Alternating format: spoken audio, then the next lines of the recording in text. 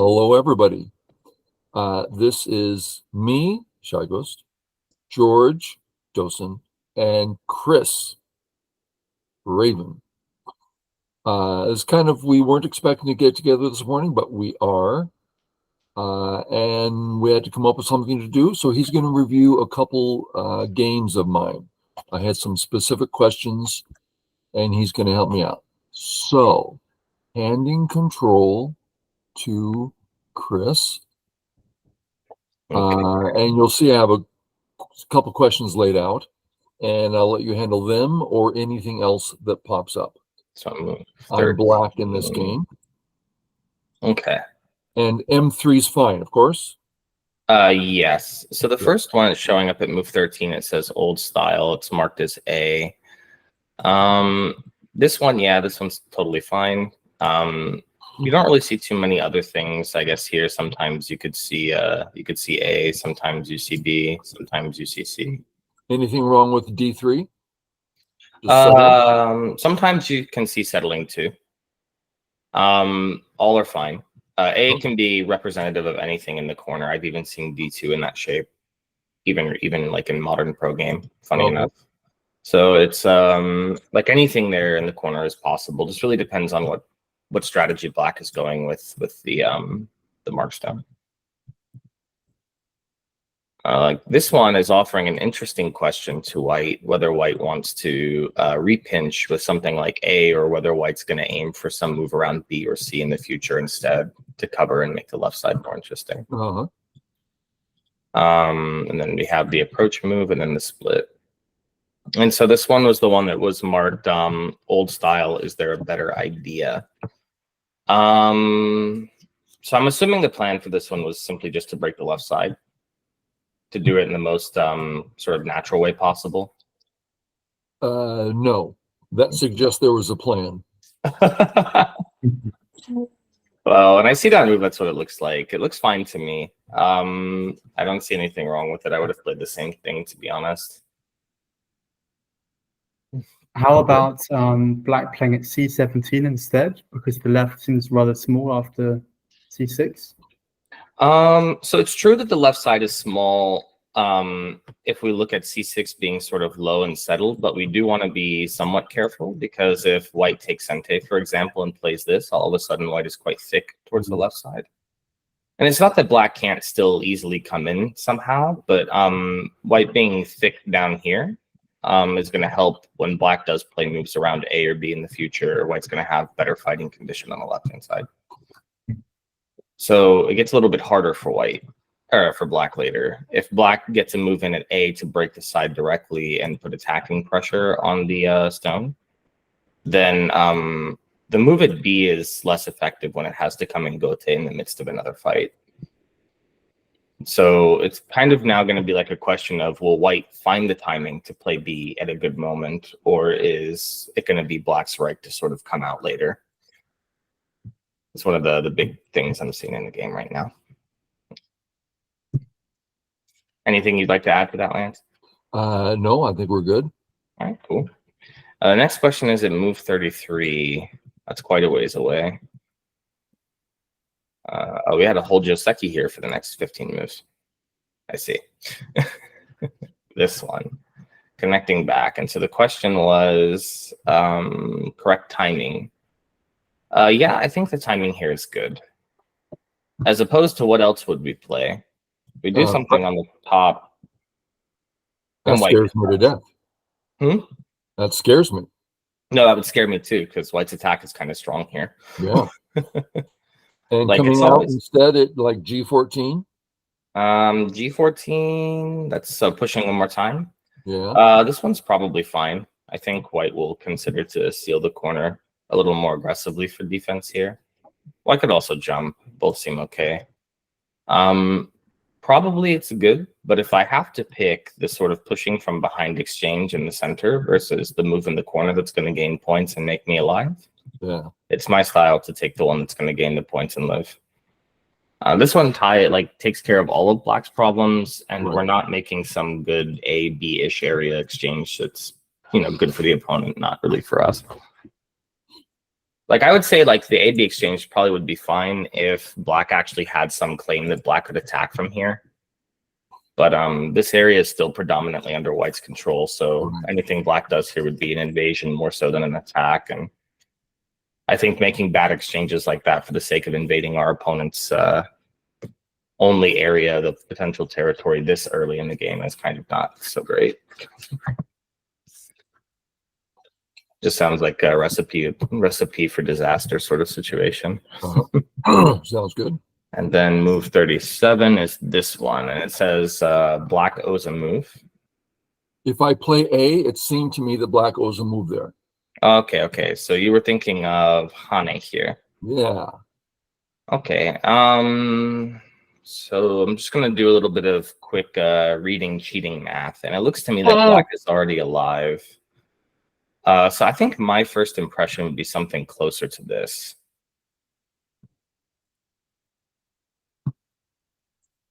Didn't even cross my mind. That's funny. Yeah, because there's not really much like if let's say white tries, well, the Hane is easy enough to refute. Let's say we get just this sort of super simple variation. Like if white defends the outside for any reason, then black's alive here. And if white's doing something like this, then black's alive here. So the corner is relatively untouchable. White is significantly weaker than black, so I would prefer to come from the outside and just squeeze it. I'm glad I asked you because it's the most obvious thing in the world, and yet all I could see was defending my little F18 area. It's very interesting, like how often that happens, and it's not even like defending this like with this move or this move is even necessarily bad. But if we look at it like directionally, it's like both of these moves are sort of helping to push white out along the top side where white wants to go. Yeah. Whereas if we have the opportunity to stop the wider direction, we should. So that's one that we can sort of fit into the list there. This is a good example of something I'm specifically working on right now. For the viewers, I've been working with Chris recently, trying to get some of my old strength back. And this, so I started a new account and I'm working up the ladder, and here I am at the 1 Dan level. Now I got a 3 and a 4 Dan account somewhere. I don't remember where they are. I don't like playing at that level because it's so difficult. So here I am working my way up. Like here's the, and I find myself even at the 1 Dan level getting stuck. It's like getting stuck at 1 Dan. I mean, that sounds embarrassing to me. It's like, wait a minute. Yeah. I can win 1 Dan so easily, and yet there's these times I get stuck. And here it is. Why am I looking at A and B when I'm alive and I can actually attack? Right. So it's a mindset. I've got to get straight. Okay, thank you. And the next one is going to be black should kill at A, of course, at move 55. So let's get back onto the game tree. We'll see move 55.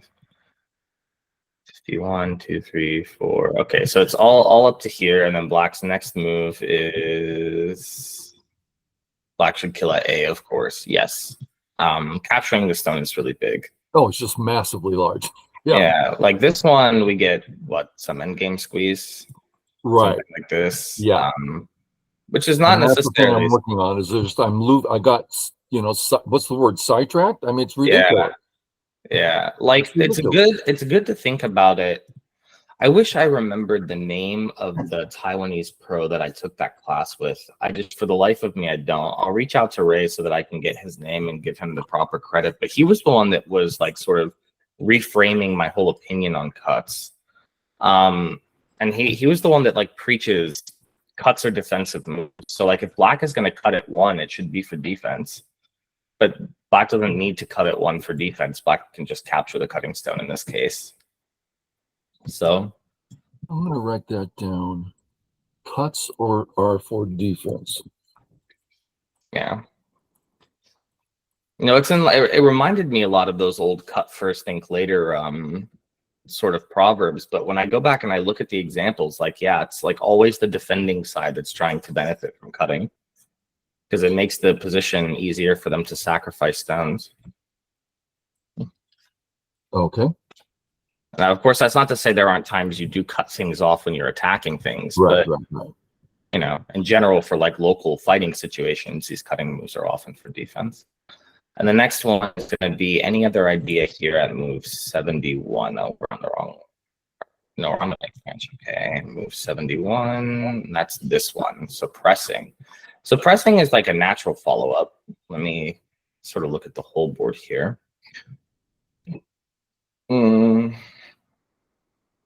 So we've got a couple of different things that are going on. So this move that you've played at B is kind of like you played A really early in the opening. Yeah. And you haven't yet followed A up with something like B, and now B is very attractive. It's very double purpose. It's attacking the white group to some degree, and it's you know, getting ready to extract F4. So I don't hate the B move. That being said, the other vital point that I see on the board is around 1. If white gets to 1, pretty much in one move, white's whole group is going to be more or less stable enough to live. So it seems to me like if there is another idea, it might be okay. Maybe we strike the shape point of our opponent's eye space first and see how he's intending to move that group. Maybe if he's like trying to move it somehow like this in the future, we can get extra benefit for free before we play L5 and make it more severe. But that would be the only thing I could think of. Yeah. Would we go so far as to say that I was concerned about 1 because his left side and center are really quite large. And I'm thinking if he sacrifices that group, his other might be big enough or something. I don't know. So the whole center right now, as it stands, is about 3, 4, 5, 6. So it's like less than 40 points. I don't think I'd be too worried about it, to be honest. So let's say, for instance, black, white. Now white's supporting his center as he's about to rip apart the corner. Okay. What do I save? Hane. Yeah, black just needs to find the timing for Sente here. So from now, I'd probably play like N9, like start pressing at the middle, or maybe you can play H10 and come in. Right. Maybe I'm just putting too much, like I want that whole corner. Yeah, like the big emphasis here is like white can try to do this. That's true. But we have to remember sort of white has a debt here. White has the weak group on the right, and the group in the upper right is like literally one move from death. So go and kill this group now? You could, and it's big enough because if the right side and the corner die, then that's more than the center's worth in its entirety. And it's not even like the center is completely gone. It's going to take white many different moves to stop it. This is true. Okay. There's also the peep at H16 I've been looking at against the top side. There's a lot of really nasty Aji there too. True. So I think white has too many debts to try to claim that the center is going to be anything substantial. Like a lot of the time I find that this is really just like a calculation of risk to reward ratio. It's like, what's the risk? He's going to get the whole center. Well, how much is the whole center? You count it. It's like, okay, 40 points, probably at the high end. What do I stand to get if I get everything I want in the exchange? If it's more than 40 points, then the risk is negligible. You can go for it. Because your opponent has to try to find a way to reduce your benefit first before they can go to the center. And at that point, it becomes a mutual destruction game. And that's always going to favor the stronger player. Stronger players typically should be playing for mutual destruction. Weaker players should be playing for mutual building. You're going to have the easiest time winning the game in that fashion. But also, the mutual destruction way of playing the game, heading to endgame that way, also favors the player who has more territory now. Okay, most of that was a little above me. So we can accept that black A is dealing with white center, which is attractive, and attacking. Yeah, it's a double waiting for the double attack on the right. Yeah, it's a double purpose move, and it's a good follow-up. I mean, some crazy AI might say it's bad or something, but I think for humans it looks fine. It's a relatively natural move, I think. But this is the far more practical. Yeah, this one is the one I think that's like, if we want to talk about putting white on a clock, this one is putting the most pressure on white. The center, white can sacrifice pieces of the center to chip away at edge territory and make the difference up over time. That's a very well-established principle in Go, like for handling the early end game. But I cannot deal with the middle game practicality of, oh crap, my group's about to die. Right. Okay, back to you. No, I'm not really sure how to phrase that simply. Maybe it's just a matter of like the Moyo versus the weak group. The weak group is always more urgent, typically. That's not obviously always true, but usually it is. And then how to decide at move 74. So here we're deciding between no, put down the next white stone. Here. No. I was a move too early still. Okay, so how to decide what to play here? Well, I can tell you off the bat, I don't even think about A. These two stones are moving out towards the center. They're in a much more like aggressive surrounding posture. If we have to come back and play A, we're doing these stones a disservice. I don't think about A. And for a very similar reason, I don't think about B.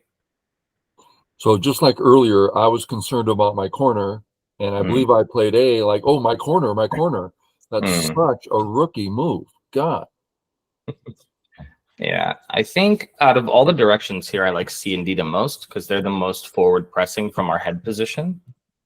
For those that don't really know what that means, the stone that was moving outward and is trying to actively do stuff, that's the head position of our group and the Korean concept Hangma.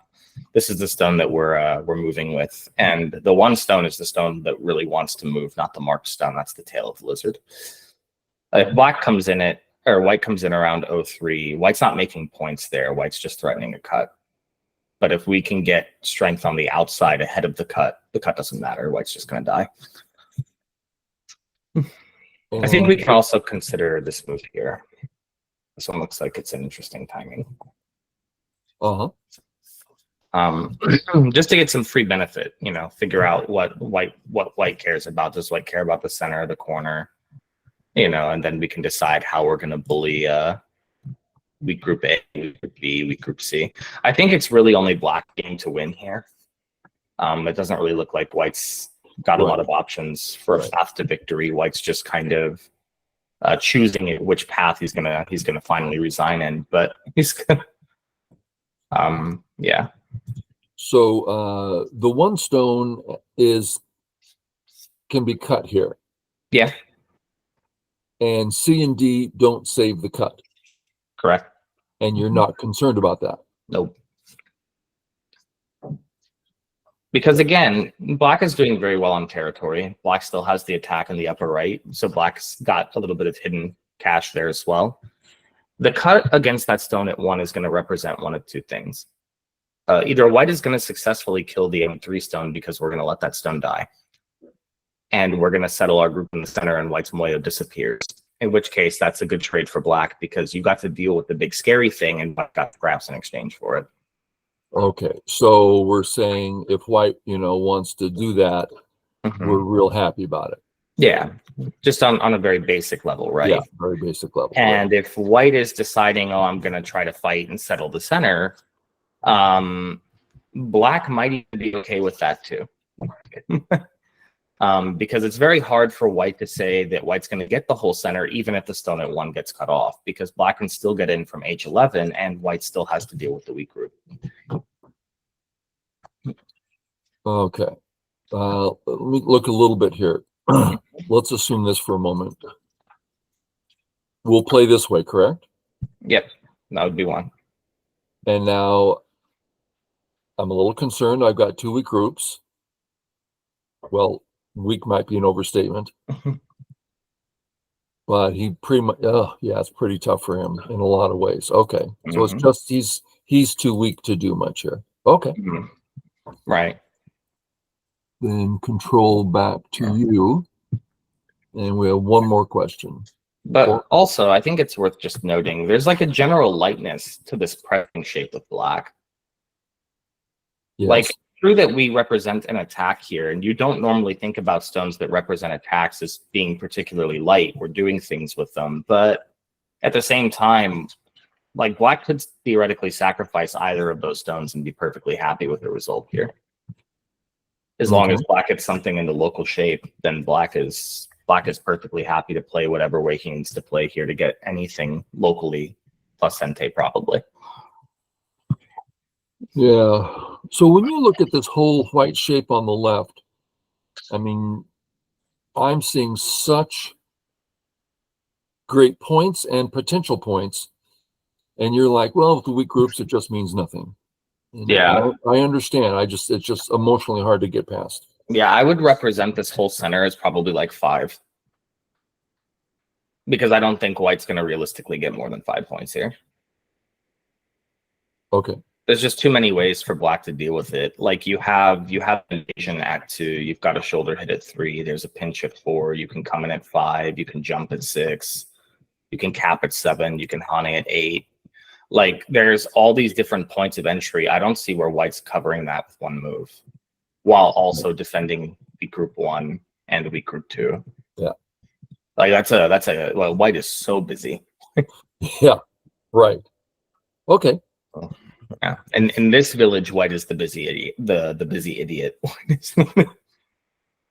Okay. For expression some people may have heard before. Move 85. Do I have the right to expect life? Let's go back to the There you go. Do I have the right to expect life? Where is 85? So here, we're asking, should black expect to be alive in the local area? I don't think that's unrealistic. But I would reframe the thinking a little bit. It's not about should I expect A to live? It's more about the A-B relationship. We can expect A to be safe because B can be killed. And if at any point white tries to deny that reality, we will kill the other side, and the other side is bigger. So it's very unrealistic to say A will die, because white has to handle white's own problem first. Also, white's 2 stones on the bottom are incredibly weak. Okay. That's a pretty bold statement. Hmm? That move is killing the right. Do that a little bit more. Like play out a variation. Yeah, white came out. Yeah, you black attacked. covered. Okay. Now let's have white finish. Yeah, there you go. Yeah, Kosumi would be the most natural way. Just assume something like this, and then I'm debating which starting. White ignores that and lives in the center. Okay, I can ignore that to live in the center as well. That's fine. Now we can start bothering the right side a little bit. Yeah. Seems we start here. Okay, we'll just go for a code. We'll hane T14. Oh, how bold of you. Well, we're living everywhere and we're getting a huge left. You know that's not how it's going to work, but I'll humor you. No, but I want you to prove it to me. Because I can still live in the bottom left corner even with this shape, so. No, you can't. Okay, let's switch to the bottom, because I know what we're doing on the right, and that's understandable. Yeah, something's going to die. But bottom left, how do you live there? Let me find a move to pass for white here. The starting point for black would just be this one. Okay, E2. Okay, and now, see, I had a feeling you were going to try this one instead of the other way. So I'm thinking about offering this way. Yeah, just dead. We'll hane on the inside. So you want to cut me. Okay, you I'm be outside. Dead, and then we'll just connect, let's say. He's going to be super solid. He doesn't want to give me any Aji. That's fine. No Aji at all, bub. You're just making it so easy. How do you do that? It's still dead. Let's just disconnect B11. B11. Okay, so we're gonna stop the code there. Okay, cool. And I'll go here. Okay, we're just gonna surround F10. Let's be more aggressive. Let's go Oh, more aggressive. Can we go E9? Ooh. He wants to play this one. Yeah. Let's be aggressive here because this is the killing move, right? So you accept death on the left. Do I? Answer my probe, Lance. If the whole top dies. Answer my probe and I let's see what guess. happens.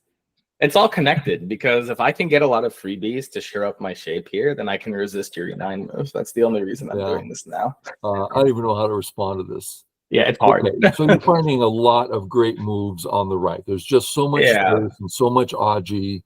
Yeah, like I don't read all this stuff ahead of time. It's just like the feeling that I have with this kind of thing is I can see there are so many weak starting points I could play at. There's too many white could cover in one move. Yeah. So my feeling from experience is there just has to be something. And white is dealing with too many weak groups. And yes, I consider A weak group because that peep is really annoying. Right, right. You know, white is going to have to spend a lot of time defending. For viewers that you said that's important here. Let's let me get a couple things cleared up. Oh, stop that. Okay. The idea of black living at A, like Chris said, it's not a matter of reading out, but rather, well, when it comes to A, I can connect under there. There's the knight's move there. There's the ko there.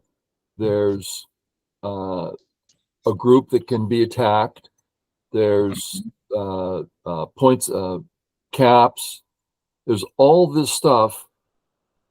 And if you go, oh, look at all that stuff, it'll be easy. Next board. Oh, there's a fair amount of stuff. It should be okay.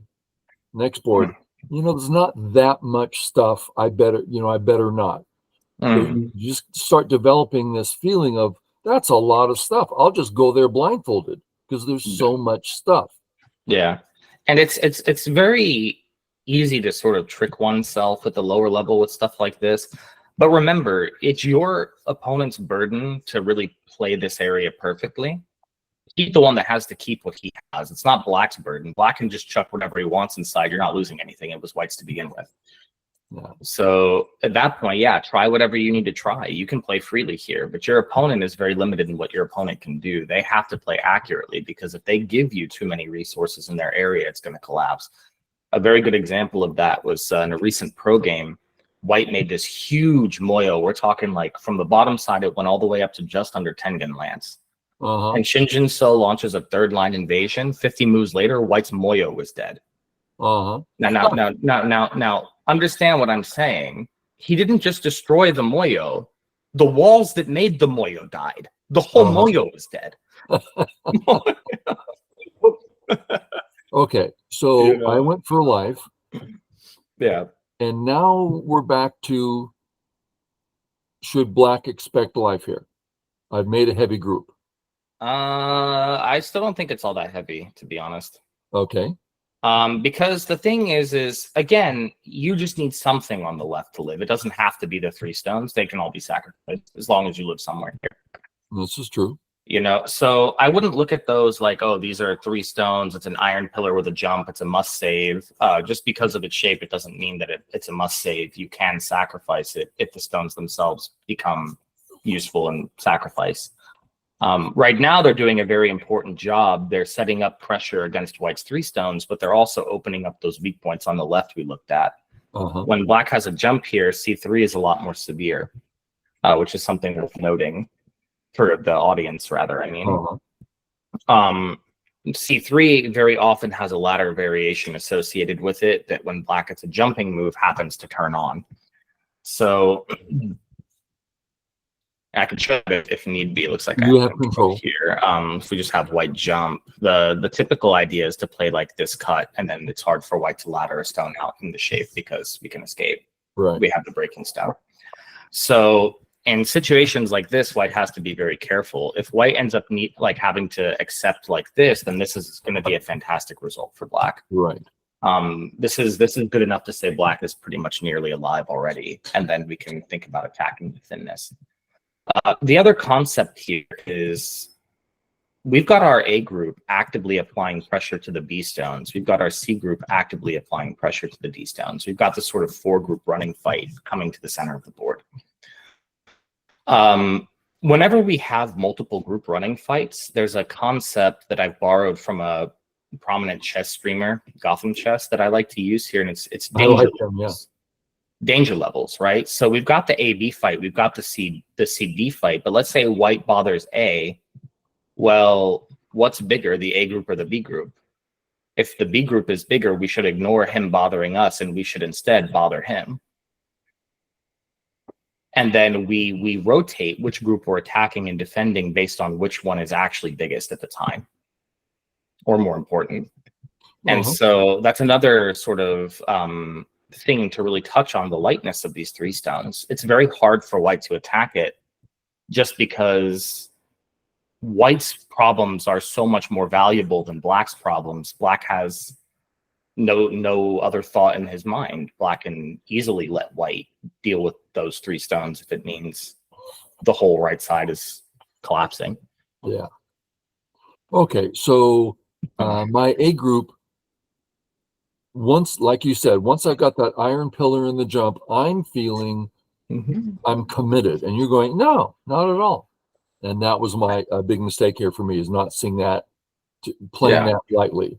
Well, I went, barging forward one move at a time, saying, how will I live? Right. It's that mindset difference, because it's like we're extending, and what is, practically speaking, what does the extension do? It increases our liberties and it starts to surround. Okay, so white gets out. White is now saying, I'm not surrounded. And then we jump again. And although it's not directly increasing liberties because it's not connected, it's keeping with that idea that we're surrounding the B group. Okay, cool. But practically that's what it's doing. It's surrounding the opponent. The other thing that it's doing is it's driving the opponent north. Well, oftentimes when we're making driving moves like this, it's because we're trying to split them. Like, you have the recipe for a splitting attack, but A is not important to the splitting attack after it's made white move. They're inducing moves. And we treat inducing moves like this the same way we treat forcing moves. We don't defend them. Yeah. Now, that's not to say that A doesn't live on its own later. A might live on its own later in the area, but A's whole purpose is to make white move and generate additional value in white's area for black. I don't look at A as a group that necessarily needs to be committed to right from the offset. I'm going into playing this type of thing myself with the expectation that I will sacrifice it, but something there will probably live. Okay. And even if it doesn't live, white's going to get hurt enough in the process that I'm probably coming out ahead anyway. Okay, good. So I went forward in a very straightforward, dare I say, vulgar way. Well, if this group does live, it's game over anyway. So right. And so I end up just killing. Yeah, because white got too aggressive in the corner. Yeah. But I really needed to see that. I need to play more lightly there. Okay. We have enough time. I'm going to bring up the next board. Now I have to do this right. Get out of here.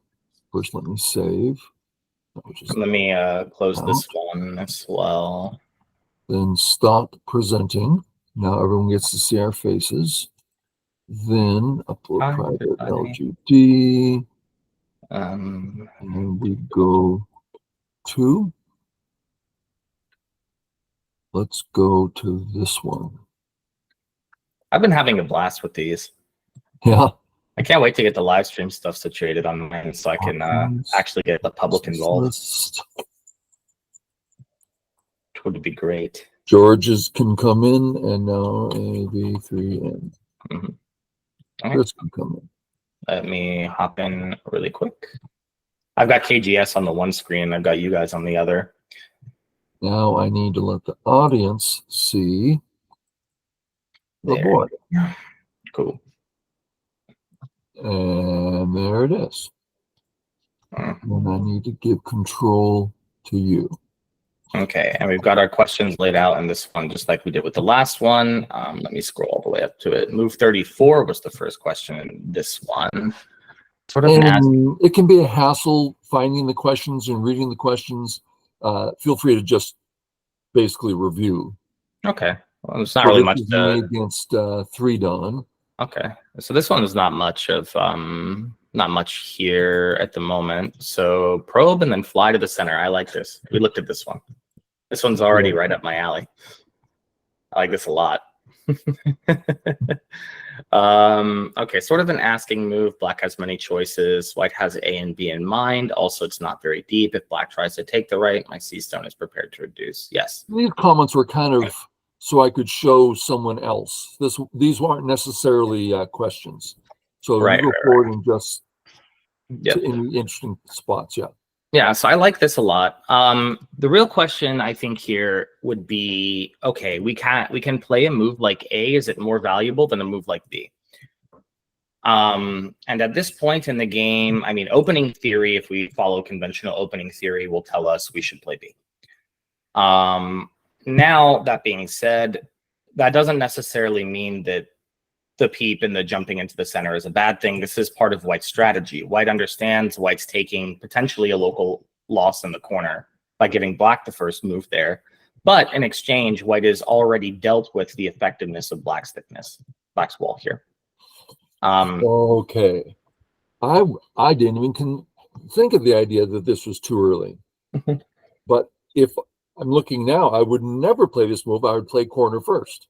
Yeah, so it's we're playing with the middle game mindset already, and we're sort of taking our like pressing the gas to the middle game rather than pressing the brake and playing the last opening move. But honestly, I think both are fine. I don't think there's any reason. Like if you're a player watching this and you struggle with your opponents getting moyos or a lot of influence to the center, then I can recommend to play this way, because this is going to help you out in the long run. Your opponent's going to have a much harder time building something big in the middle if you're there already. And if they approach the corner, it's an even. You'll start with the first move anyway because you were there first, and you're still going to get something. So yeah, it's not like it's necessarily bad to play this way or anything. So I think that's fine. Just my perspective was just like off. It's like, yes, yeah, I just had a wrong perspective. Okay. Now this one is what stronger players, I think, will have the feeling that this move is like overplay or sort of overhang map. Because the thing is, does it attack the mark stone? Yes, it removes that stone's ability to go west easily, but that one stone represents a general concept, not necessarily a specific thing. And even though we're attacking that stone, we're not actually hindering that stone's ability to do its job, which is reduce the right side area. It's still doing that, even if the stone itself is dead. So at this point, you mentioned probing again. That's totally fine. We can peep at A. We can play at B. We can also Tanuki to the corner, because this is not real at this stage of the game. The B stone is actually in no danger. And that's because the B stone doesn't represent anything real. It just represents the concept that white is going to be reducing the right side. Nice. That's a hard thing, I think, for Q players to wrap their head around, that, wait a minute, like, but I played the B stone to, and it's like, yeah, and it's still doing that. Just because black put a stone there doesn't mean it's not doing that anymore. You know, so we'll see which one we got here. So this one is a good shape. I like the shape. A and B are both nice now. Yeah, that's true. And then he attacks one, so we can play the other. It's also worth noting, like, this attack feels kind of bad for black. It's on the shape point, but it's very concentrated with the wall. Yeah. It's not expanding very far. It has 0 territorial value. It's only trying to put pressure on white's eye space. Black is committing to this idea that black is going to gain something tangible by bothering white's eye space, but I don't really see it. I mean, if we even just look at it here, and this is a good exercise for some of the Don players, the best that black could hope for is getting like a wall here or some kind of wall here. And if we imagine black stones on these points, the white A corner sort of deals with the bottom side wall already. Black's not going to get a lot there. And white can move from the B and C stones to bother the top as well. So black is building in an area where there's already a somewhat of a white presence. Yeah. That usually means that the attack is not so impressive as long as white lives. So we can accept this and just live. Oh, I missed a question. Feels like running away would be too heavy, so I continue to ask and play lightly. I think that's good. This one is a really, really important move, I think. A lot of players, I think, are very, very cautious. They'll like to jump out, or they'll like to run away, or like maybe play some attachment like A or B. I like this C attachment specifically because it recognizes that this marked stone is in a very weird spot, and it's looking to take advantage of this. This type of attaching probe leads to something called korigatachi, which is the Japanese term for overconcentration. So white is trying to get a benefit by overconcentrating black's wall up. Very good. Yep, this is all fine. I think this descent was the better one. And then we're at move 42. Finally, must make a decision, create a group. I must be sure of life, give something up and get out. I felt good. All these options look promising. What is my level of confidence? Pretty much 0, but it feels like I'll be okay. Yeah, I think as it stands right now, white's probably like 80 to 85% of the way to life. I don't really see how black is going to kill you, because the thing is, A on its own is already one eye, and you have the eye space to make a second eye in the center quite easily. Yeah. So because you can generate that eye at A, and generating that eye usually creates a second eye. Like I would look at these white 5 stones and be like, they're probably alive already. They're like really close to living. Yeah. B, this is important. If white gets the Hane, the wall is completely destroyed. Black can't allow that to happen, so black is forced to play this one. This is pretty much standard, and then white's getting out, so this is okay. If you don't want to reinforce black stone in the center, maybe later you think you'll have some options at A or B. I could also recommend just playing this one. This one gets out pretty much just the same. It's very easy. It's black cannot surround this in one move without leaving too many cuts.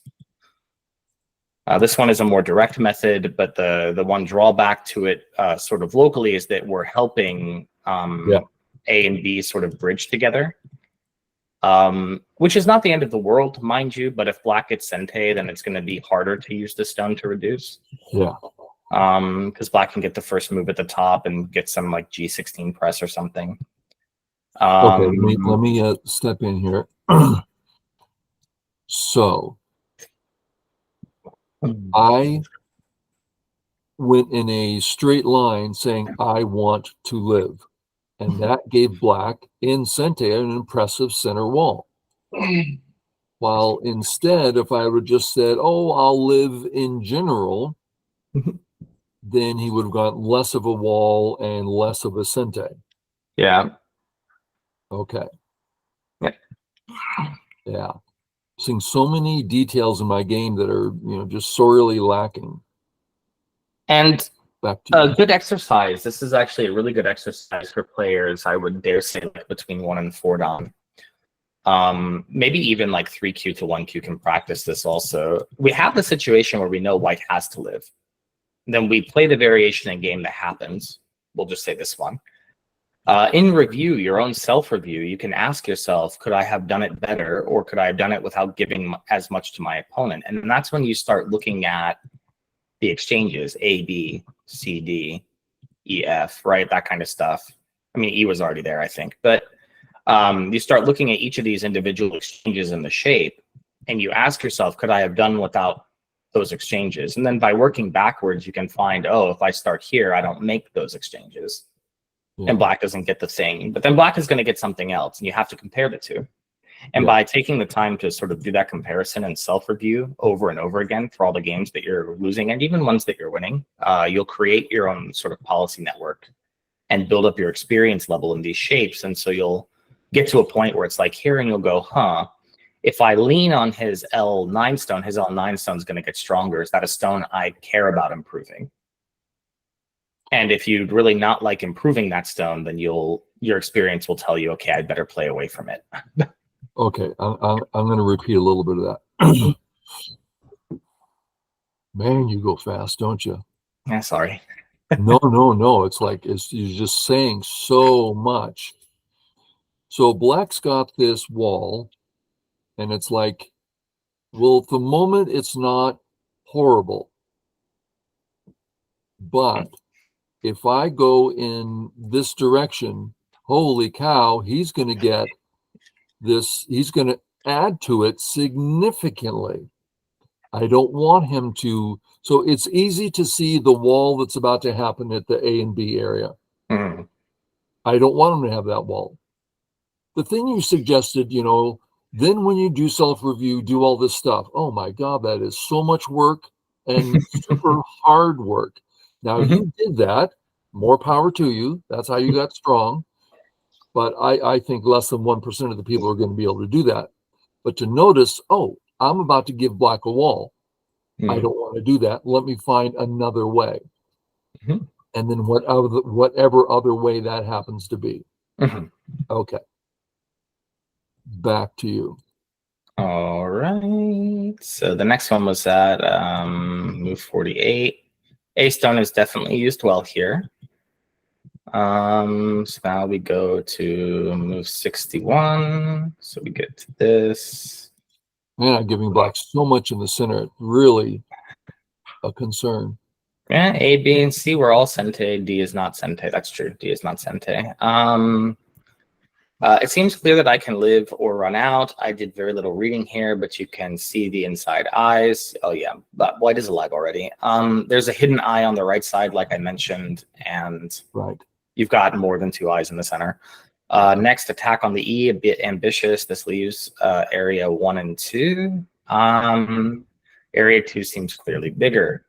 I mean, I agree. Area 2 is quite big. Attacking E is probably not as ambitious as you might think it is. The attack itself is actually fairly straightforward. There's only really 2 starting points to this attack. There's probably the easiest one to find, which is around like F. And then there's G. Yeah, J2, right. And J2 is relatively safe. Like black cannot effectively cut that stone. So you can start here, and black is reduced to basically a 1-eye shape that has to try to live inside and make 2 eyes. It's going to be a very painful endeavor for black. Like we might expect to see something like this, maybe some jump here or something, where black can try to aim it, getting an eye around A, using some A-B combination, some eye on the right, maybe. Okay, wait a minute. Go back to J2. White plays J2. When white plays this, let's have black ignore. Okay, let's have black play away.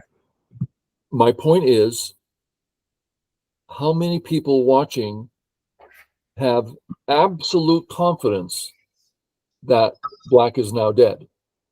I don't think that many. I don't. Sure. If this doesn't kill, it is therefore a mistake? I don't think so. If white gets a lot of the benefit here by Sente, then white's clearly going to get profit from attacking. The question is then going to be, is the profit and then the Sente white gets post the attack going to be bigger than whatever black gets in the center? And that's going to depend on how well you're able to read the cut at A and what you can do in the center. Okay, another step here. White plays and kills on the bottom right, and black plays G17. Okay. I'm not at all convinced white got the better end of the deal here. You're not going to live in there. Don't even try. So you're saying challenge accepted. So, you're not really saying you're just going to live in there. Yep. Challenge accepted. Kill me. Oh man. See, because here's the thing, right? Nice. I'm very in tune with cutting point, thin shape, thin shape, thin shape. Like, I look at all these weaknesses and I'm like, there's no way black kills me here. We looked at that earlier, and I used the word stuff. Oh, there's so much stuff, it'll be fine. Yeah. And that's what you see here is, oh, look at all that stuff. I'll be fine. Yeah, because here's the thing, right? Hard. Here's the thing. Assume that I would be dead here anyway. Perfect play, white's dead. Nothing white can do. Then all of this is already black's territory, and I have nothing to lose by trying. Black has everything to lose by failing. That's true. So and white does have a lot of points anyway. So it's like, for me, it's that high roll, high risk type of thing. Like black to go for the center is very high roll, it's high risk. Because if black makes a mistake and white lives, this is assuming with perfect play white dies, then black only has everything to lose. Whereas at the very least, B and C for white guarantee white gains something. Yeah. So, and that's assuming like even maybe black can still live somehow. But yeah, I think it comes down to whether or not you can read the cut. Now, of course, I'm not advocating that we should play G and F right now. I'm also in the camp that I would reduce the center first. Doing it before black makes this thing 4-dimensional would be quite nice. It's already a 3-dimensional moyo. We should have been in here a move ago. Right? We've got our 3 facing walls. That's our 3 dimensions here. You know, I want to do something about the center now, but I think the attack itself is not as as awkward as it might seem, because it is quite big if black dies. Like it's much easier to say we can guarantee kill that wall than it is to say we can kill the stone.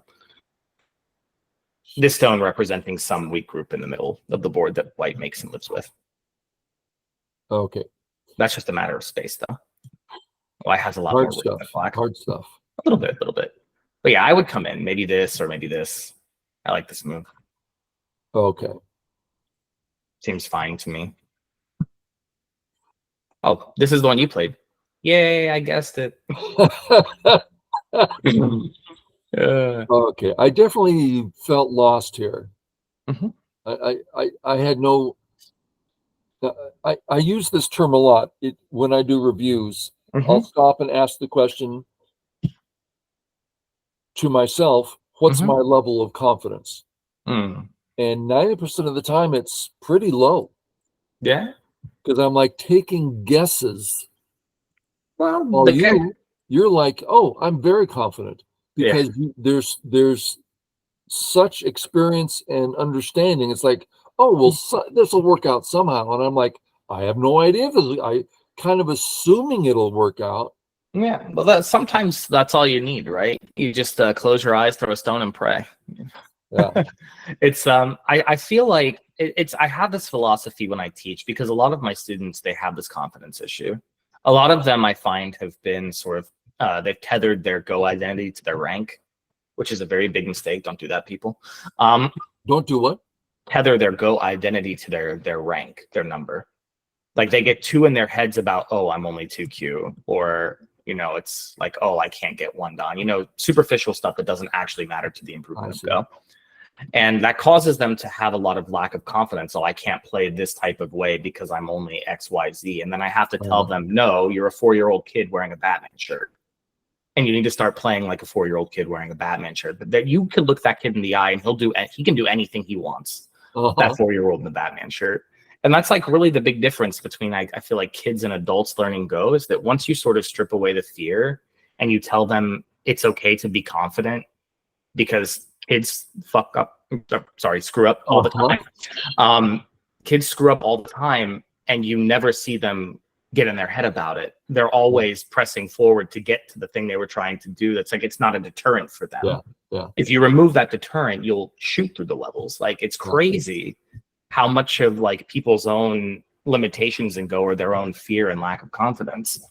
It's like probably one of the biggest issues I've seen with older players learning Go and Western players learning Go, is that they just don't have that confidence ingrained from the beginning. So it's like, yeah, it is scary. You might not know what's there. But when an 8-year-old kid is running through the woods barefoot for the first time, he doesn't care if he steps on a nail. You know, it's like, so you just look, you see what's there. Like, this is a good like 80 to 90% move. For somebody who didn't have confidence, you can find all the positives in this move. It's great. It's eyeing the cut. That's a really nice cut.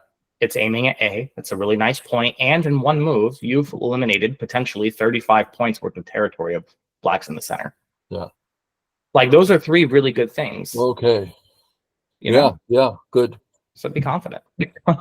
You're a 4-year-old in a Batman shirt, Lance. Thank you for joining us today. Really appreciate it. Yeah. Thank you, viewers.